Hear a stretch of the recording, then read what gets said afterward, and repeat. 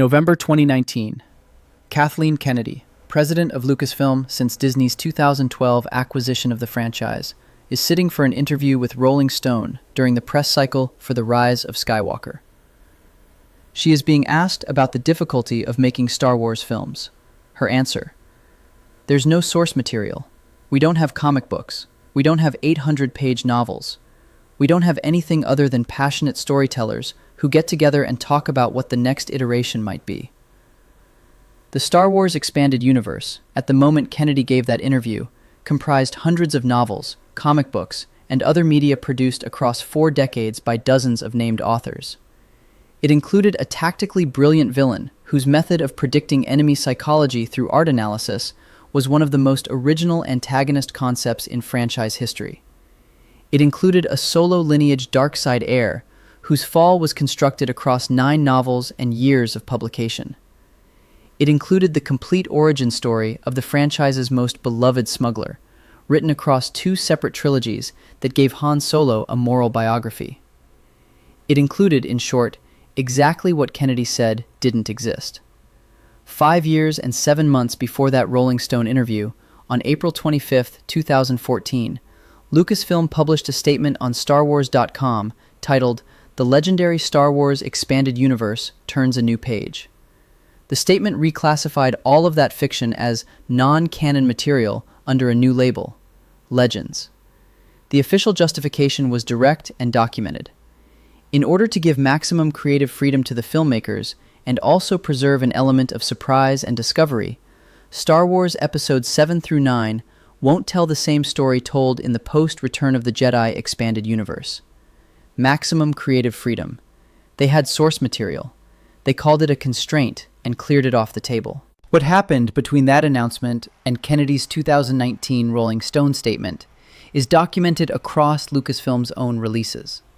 Specific ideas from the fiction they removed appeared in the films and series that followed, stripped of the authorial infrastructure that made them function, separated from the continuity that gave them weight, delivered to audiences who recognized exactly where those ideas came from. The creators didn't credit the sources. Lucasfilm maintained publicly that no source material existed to credit. In case after case, the comparison runs in the same direction. The EU version was built with more structural care than what replaced it. The case runs exhibit by exhibit. EU original, with author and date. Disney version, with showrunner and release. What the translation cost. Exhibit 1. The Solo Heir Who Fell. The first exhibit begins in 1995, with a teenager who tells bad jokes. The Young Jedi Knight series introduced Jacen Solo as a student at Luke Skywalker's new Jedi Academy, son of Han Solo and Leia Organa, warm and philosophically inclined, the kind of kid who responds to serious conversations by deflecting into humor. Across 14 novels published between 1995 and 1998, Jacen develops a habit. He tells jokes. Not good ones. The kind a teenager tells because he is still figuring himself out, still optimistic, still inhabiting a version of himself that hasn't been tested yet. The jokes are background noise, a personality quirk, almost irrelevant to the plot. They seem irrelevant, anyway, until you reach the final book in a series published a full decade later. Troy Denning published Invincible, the 9th and final entry in the Legacy of the Force series, on May 13, 2008. Invincible is the book where Jacen dies. Denning structured each chapter with an epigraph, one of Jacen's teenage jokes, drawn from those Young Jedi Knights volumes. The same bad jokes, printed at the opening of each chapter, that narrates Jacen's final hours as Darth Caedus.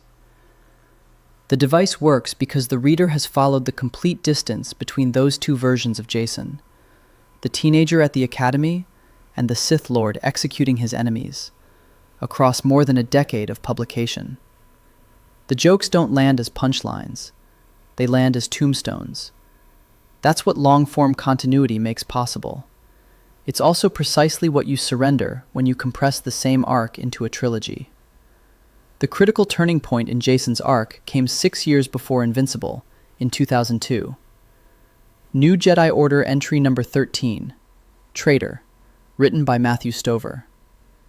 By this point in the series, Jacen has been captured and subjected to prolonged torture by the Yuuzhan Vong, an extragalactic invasion force invisible to standard force perception, the first enemy in the EU that Jedi tactics were genuinely designed to fail against. His captor is Vergere, an alien whose method isn't breaking him, but philosophically dismantling him. Over hundreds of pages, Vergere argues that the Jedi binary of light and dark is itself a form of trained delusion. Pain isn't moral data. Power isn't inherently corrupting. The Force has no ethical orientation built into its structure. What you do with what experience makes you is the only meaningful question. Stover wrote Traitor as a philosophical novel that happened to be set in Star Wars. Vergere doesn't convert Jacen through trauma or manipulation. She forces him to reason. The dialogue between them is Socratic. She poses a premise, Jacen resists it, she dismantles the resistance, and the cycle repeats until Jacen has to either reject the argument or accept where it leads. By the novel's end, he hasn't fallen. What he has is a coherent intellectual framework, one that makes his eventual turn to the dark side, across the Legacy of the Force series 4 years later, the product of reasoning rather than snapping. When Jacen becomes Darth Caedus, it isn't grief that breaks him. It's conviction. He has thought his way, carefully and over years, into a position where becoming a Sith Lord follows logically from premises he first examined under torture at the hands of an alien philosopher. The tragedy is constructed, not reactive. That distinction is the entire structural difference between Jacen's arc and the one Disney built to replace it. Legacy of the Force ran from 2006 to 2008.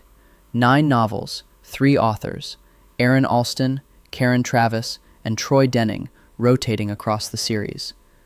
Jacen kills Mara Jade Skywalker, Luke's wife, Timothy Zahn's original creation from 1991, one of the EU's most significant characters, not in a moment of passion, but as a deliberate act. He orders military strikes against his own parents. The novels track his internal experience of this. He expects guilt and doesn't feel it, and that blankness is its own character beat, a confirmation of what he's become. His twin sister Jaina spends the entire series in a parallel arc being specifically prepared, trained, hardened, positioned to kill him. 2 arcs, 9 novels, resolved in a duel between siblings with the full weight of their shared history underneath it. Against that, J.J. Abrams and Lawrence Kasdan introduced Kylo Ren in December 2015. Ben Solo, son of Han and Leia, trained at Luke's academy, turned to the dark side. Every structural element is present. Solo-lineage, Jedi training, dark side defection, the murder of a beloved family member. Kylo kills Han Solo on the bridge at Starkiller Base. The scene is effective. Harrison Ford and Adam Driver both perform it well, and it has the visual and emotional grammar of a proper moment. But the audience is meeting Kylo already in the mask, already serving the First Order, already past the fall. His turn isn't dramatized across the 3 films. It's referenced in fragments. A few seconds of memory here, a flashback there. Backstory delivered in Snoke's throne room dialogue. By the time Kylo removes the mask and dies as Ben Solo at the end of The Rise of Skywalker, he has undergone a redemption arc for a fall the audience never witnessed in full. The emotional math doesn't clear. The structural parallel between the 2 characters is documented not just in fan discourse, but in published scholarship. One academic analysis notes directly that The Force Awakens seems in fact to track the Jacen Solo story, while identifying that the years-long arc of Jacen's tragedy compresses poorly into the shorter format. The same literature frames the problem precisely. Audiences can't experience Kylo's turn as betrayal in the same way because they meet him already having betrayed. Jacen was introduced as a hero. His fall took dozens of novels to execute. Kylo was introduced as a villain, and his heroism was delivered retrospectively in 3 film installments. The emotional trajectory runs in opposite directions. No documented statement from Abrams or Kasdan credits Jacen Solo as a source for Kylo Ren's design. That silence is its own data point. The structural similarities between the 2 characters are extensive enough that one published academic text notes flatly, "To accept Kylo Ren, fans have to kill Jaina and Jacen Solo." Not metaphorically. That's a direct characterization of what the creative decision required. The erasure of 2 fully developed characters to make space for versions of them with less architecture. Jacen Solo had a twin sister who didn't fall. She was the one who killed him. Disney replaced her with no one. Exhibit 2. Palpatine returns, twice. In 1991, Tom Veitch and artist Cam Kennedy published Dark Empire through Dark Horse Comics, described at its release as an official sequel to the original trilogy. The premise: Emperor Palpatine cheated death at the Battle of Endor by transferring his consciousness into prepared clone bodies he had stored in advance. He emerges from hiding to seduce Luke Skywalker toward the dark side and retake the galaxy. Over the course of Dark Empire and its sequels, Dark Empire 2 and Empire's End, the clone bodies deteriorate, one of them sabotaged from within by corrupted Imperial officers, until Palpatine's final death takes place when a body transfer fails entirely. The mechanics are explained. The infrastructure is established. The reader understands the specific mechanism by which a seemingly dead villain has returned. Veitch and Kennedy built the explanation directly into the story's architecture. Dark Empire wasn't universally loved. Within the EU fan community, Palpatine's return was divisive. Some readers found the clone concept compelling, others found it absurd, and the series has always had a mixed reception, even among dedicated EU readers. Timothy Zahn, whose Thrawn trilogy was running concurrently, reportedly criticized the Dark Empire plot during its development. The EU itself wasn't a monolith of unanimous approval. What happened in December 2019 was this. J.J. Abrams and co-writer Chris Terrio's The Rise of Skywalker opened with a title crawl announcing that Emperor Palpatine had returned. The first spoken reference in the film to this return is Poe Dameron's line, "Somehow, Palpatine returned." That line became immediately and comprehensively mocked. It's now documented in academic publishing. A 2025 legal paper uses "Somehow, Iger returned" as its title, specifically because the meme had achieved sufficient cultural penetration to function as an academic joke.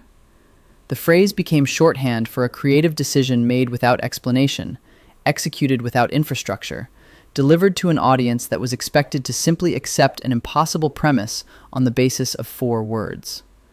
The Rise of Skywalker received a 52% critic score on Rotten Tomatoes, the lowest of any live-action Star Wars film. Critics cited specifically the minimally explained return of Emperor Palpatine as a primary structural failure.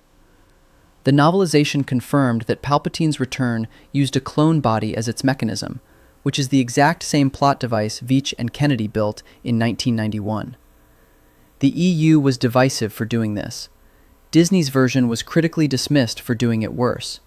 No official Lucasfilm statement has been found connecting the Rise of Skywalker's Palpatine plot to Dark Empire. No acknowledgement from Abrams or Terrio that they were working from the same template. The connection has been observed by critics and fans, and the novelization's clone body confirmation makes the parallel structural rather than speculative, but the filmmakers haven't claimed the lineage. Given that Lucasfilm's official position in 2019 was that no source material existed, it would be difficult for them to acknowledge it. That's the shape of the exhibit. Tom Veitch invented Palpatine's post-Endor survival via cloned bodies in 1991. His work was reclassified as non-canon in 2014. In 2019, the same plot mechanism appeared in a Lucasfilm film with no explanation, no credit, and a critical reception that was measurably worse than the divisive EU version it echoed. Exhibit 3, The Tactician. This is the centerpiece exhibit, and it requires the most care because the subject of it's genuinely contested. Timothy Zahn published Heir to the Empire on May 1st, 1991. Grand Admiral Thrawn arrives in the first chapter of that novel aboard his Star Destroyer, studying a piece of alien art. He is the highest-ranking non-human officer in the Imperial Navy, with blue skin, red eyes, and a mind that operates on a principle his subordinates find unsettling. He doesn't study his enemies' weapons or troop formations to predict how they'll fight. He studies their art. What a culture creates in moments of peace, the choices they make about color, form, expression, proportion, reveals the psychological architecture that governs how they behave under pressure. Thrawn reads art the way a therapist reads behavior. Then he uses what he finds to calculate exactly where his opponents will break. This tactical method isn't incidental to his character. It's the entire premise. Thrawn wins battles in Heir to the Empire and its sequels, Dark Force Rising and The Last Command, not by outgunning the New Republic, but by already knowing which of their commanders will panic, which will overcommit, and which will hesitate at the moment that costs them everything. He has already modeled the psychology before the engagement begins. His officers operate inside a command structure calibrated around this. He identifies subordinates who are unreliable, whose psychological profiles don't match the demands of their positions, and he removes them before their failure can cost him a campaign. The Imperial officers around Thrawn aren't comfortable. They know that being seen clearly is dangerous. Zahn wrote 3 novels in the Thrawn trilogy between 1991 and 1993, and the books are credited with reviving mainstream commercial interest in Star Wars during a decade when Lucas had produced nothing. The franchise had gone dormant. Zahn's work pulled it back. Thrawn is the reason those books worked, and the reason Thrawn works is that Zahn gave him a coherent epistemology, a specific theory of intelligence that produces specific tactical outcomes. The character has internal logic. After 2014, Thrawn's entire history became legends. Zahn's 3 novels, gone from the canon. The character ceased to exist in the official continuity. Dave Filoni brought him back in 2016, in Season 3 of Star Wars Rebels. Voiced by Lars Mikkelsen, blue skin, red eyes. The physical design is faithful. Filoni has stated publicly that his version of Thrawn does not contradict Zahn's original characterization. And there are Rebels episodes where the art analysis method appears, where Thrawn stands in front of a painting and narrates what it tells him about his enemy. The surface elements are present. The fan debate over what's underneath those surface elements is significant and documented. The specific criticism that accumulates most intensively is this: Filoni's Thrawn retains officers who have demonstrated incompetence or disloyalty, then loses to them. In Zahn's original trilogy, one of Thrawn's defining habits is precisely the opposite. He identifies officers whose performance reveals their limitations, addresses the failure immediately, and structures his command accordingly. An officer who lets him down once doesn't get the opportunity twice. The psychological profiling that makes him dangerous in the novels isn't a party trick he performs at his leisure. It's a continuous operational function. The art analysis isn't just aesthetics. It's the diagnostic instrument that keeps his entire command apparatus calibrated. A Thrawn who loses to officers he failed to identify as problems isn't a lesser version of Zahn's Thrawn. It's a version where the defining capability has been inverted into a liability.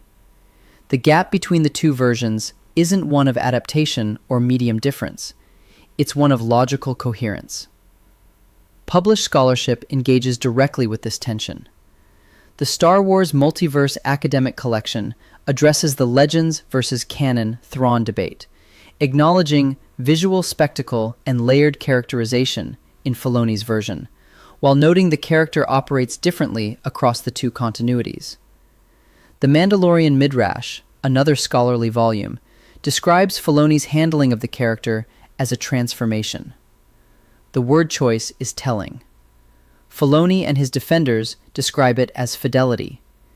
Critics describe it as replacement. Both positions are documented. Zahn's own response to the recanonization was, by all accounts, positive. He was invited to write Disney canon Thrawn novels, beginning with a standalone Thrawn origin novel in 2017, and he accepted. He has spoken publicly about making peace with the EU's decanonization and offered advice to fans struggling with the same process. His willingness to work within the new framework doesn't resolve the characterization debate. An author's participation in an adaptation doesn't automatically validate every creative decision made in other media, but it complicates any simple narrative about Zahn as a victim of the process. The exhibit isn't about Zahn's feelings. It's about what the character was and what the character became. In Heir to the Empire, Thrawn is a thinking machine pointed at the New Republic, and his intelligence is genuinely dangerous because it's grounded in a coherent method. In Rebels and Ahsoka, Thrawn is a looming threat who is repeatedly contained by protagonists whose competence requires him to be less than what Zahn established. That's not a characterization dispute. It's a structural requirement of the story Filoni is telling. The heroes can't win if the villain is as good as Zahn made him. The result is a version of Thrawn where the most important thing about him, the thing that made him worth bringing back, has been quietly downgraded to make the plots function. Filoni recanonized Thrawn. Zahn invented him. These two facts don't resolve the tension between them. They establish it. Interlude: the characters who weren't even stolen. The exhibit structure so far describes a pattern of reuse, an EU idea, stripped from its context, appearing in Disney's Star Wars in diminished form. But there's a second category of harm that the exhibit wall would be incomplete without, and it requires less analysis than the others because the facts are simpler. Mara Jade appeared for the first time in Heir to the Empire in 1991, introduced by Zahn on the same page count where Thrawn arrived. She was the Emperor's hand, a Force-sensitive Imperial assassin who served Palpatine personally, operating outside the normal Sith infrastructure, trained directly by the Emperor for personal missions. After Palpatine's death, she carries a last command from him to kill Luke Skywalker. The internal conflict between that directive and her own survival and moral development forms the core of her characterization across multiple novel series. She eventually marries Luke and becomes one of the most significant original characters in the EU's post-Return of the Jedi storyline. She is killed by Jacen Solo in Legacy of the Force. Her death is the act that definitively marks how far he's fallen. Mara Jade hasn't appeared in Disney's Star Wars canon in any significant form. At AwesomeCon, Zahn was asked which of his characters he most wished would be canonized, and his framing of the question made the implicit answer clear. Thrawn had been canonized. Mara Jade had not. Jaina Solo, Han and Leia's daughter, Jacen's twin, designated Sword of the Jedi by her uncle Luke, has also not appeared in Disney's canon in any meaningful form. She is the foil to Jacen's entire arc, the Solo twin who chooses differently, who watches her brother's fall from close range, who carries the weight of being the person the Jedi Order has specifically prepared to stop him. Her killing of Jacen at the end of Invincible is the narrative culmination of both their arcs simultaneously. Without Jaina, Jacen's death is an event. With her, it's a tragedy with a specific structure. Disney's sequel trilogy has no equivalent of this relationship. Rey kills no one whose fall she spent 3 films witnessing from inside the family. One published academic text captures this with unusual precision. To accept Kylo Ren, fans have to kill Jaina and Jacen Solo. The decanonization didn't just clear story space for new ideas. It deleted 2 fully constructed characters to make room for less constructed versions of the same relationship. These weren't stolen. They were erased. The distinction matters less to the people who lost them. Supporting exhibit: the smuggler's origin. The Solo film was announced as the story Disney had never told: Han Solo's origin, the foundational mythology of the franchise's most beloved secondary character, produced with complete creative freedom on a clean slate. Brian Daley had told the story in 1979. 3 novels: Han Solo at Star's End, Han Solo's Revenge, Han Solo and the Lost Legacy, published across 1979 and 1980, all set before A New Hope, all establishing Han and Chewbacca as operating partners in the corporate sector, running smuggling jobs, developing the specific dynamic that the original trilogy assumes as given. Daley's Han is already the Han the films need him to be. The novels explain how he got there. A.C. Crispin took it further. The Han Solo trilogy, The Paradise Snare in 1997, The Hutt Gambit in 1997, Rebel Dawn in 1998, established the complete biography.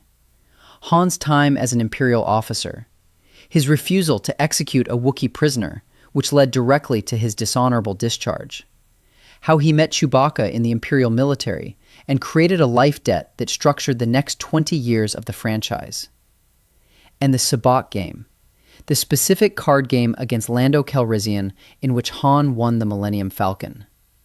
Crispin wrote the scene, the stakes, the hands, the specific moment of transfer.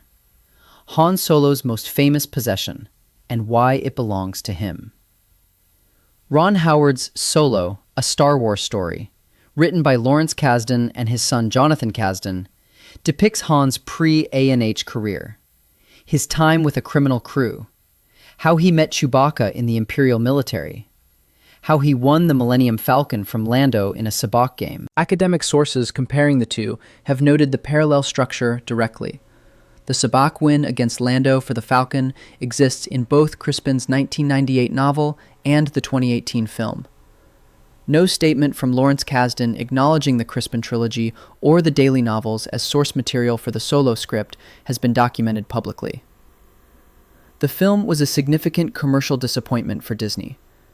The story Disney told with its creative freedom, on its clean slate, drawing on nothing from the EU it had removed, is structurally the same story A.C. Crispin told in 1998, told less well and commercially rejected by the audience. The verdict. On June 4th, 2024, The Acolyte premiered on Disney+. Showrunner Leslie Headland. Premise: a dark side assassin targeting Jedi in the High Republic era, approximately a century before the prequels. No identified EU source material. An original story built entirely within the creative framework Disney established by clearing the EU off the table in 2014. A product of maximum creative freedom. Rotten Tomatoes critics gave it 85%. The audience score was approximately 13 to 14%. Disney canceled it after 1 season. In interviews defending the show, Headland stated, "I'll take the L. This is what the clean slate produced. Not the heist of the millennium, not something the EU couldn't have matched. A canceled series with one of the most severe critic-to-audience score gaps in Star Wars history. Built from scratch by creators who had been given the freedom to build from scratch, in a franchise they had cleared of existing architecture specifically to create that freedom." The pattern across the exhibits is consistent enough to describe with precision. Lucasfilm decanonized the EU in 2014 on the grounds that it required maximum creative freedom. The films and series that followed drew on specific structural elements from the EU they had decanonized: a Solo-lineage dark side heir, a clone body Palpatine resurrection, a blue-skinned tactician who reads his enemies through art, a smuggler who wins his famous ship in a Sabacc game, without crediting the EU sources from which those elements originated. In November 2019, the president of Lucasfilm stated publicly that no source material existed. The EU was, at that moment, still physically in print, still in libraries, still being discussed on fan forums that predated the Disney acquisition by 15 years. The strongest version of the thesis isn't that Disney made a coordinated decision to strip mine the EU without attribution. The evidence doesn't establish intent. No memo, no internal document, no filmmaker statement confirming a deliberate policy of EU appropriation has surfaced. What the evidence establishes is pattern and outcome. The same ideas appear in both continuities. The EU versions have more structural depth, and the official institutional position denied the existence of source material while those parallels were being produced. The alternative explanation, that these are coincidences, that Jacen and Kylo represent independent creative convergence on the same structure, that the Sabacc game and the Imperial military service and the Wookiee origin appeared in both the EU and Solo entirely by parallel development, that Palpatine's clone body resurrection was independently reinvented for the Rise of Skywalker, requires accepting an extraordinary amount of independent coincidence in a franchise whose new stewards had just finished reading everything they were about to declare non-existent. Timothy Zahn invented Grand Admiral Thrawn in 1991. Matthew Stover built the philosophical architecture of Jacen Solo's fall in 2002. Tom Veitch put Palpatine in a clone body in 1991. A.C. Crispin wrote the Sabacc game in 1998. Troy Denning placed the teenage jokes at the front of the Death chapters in 2008. All of it, legends. None of it, source material. Mara Jade never appeared. Jaina Solo never appeared. The EU's most original structural achievements, the long-form arc, the decades of continuity, the callback that only works if you've been reading for 13 years, those didn't appear either, because those can't be extracted without the continuity that produces them. You can take the villain with the blue skin and the art obsession. You can't take the meaning of a bad joke told by a teenager who doesn't know yet what he's going to become. What Lucasfilm needed from the EU wasn't the stories. It was the furniture, the shapes and character types and plot mechanisms that the EU had spent 20 years stress testing in front of a dedicated readership. They took the furniture. They left the house. In 2024, with everything cleared and creative freedom fully realized, they gave the audience the acolyte. Kathleen Kennedy said there was no source material. There were hundreds of novels. There was a tactician who read paintings like battle plans. There was a girl being raised, across 9 novels, to kill her brother. There was a con man in a card game who won a ship and changed his life. There was source material. It was in the way. They called it Legends, filed it under a separate label, and spent the next decade borrowing from it without saying so. That's not a clean slate. That's a claim that holds up exactly as long as nobody does the comparison. Subscribe for more stories like this.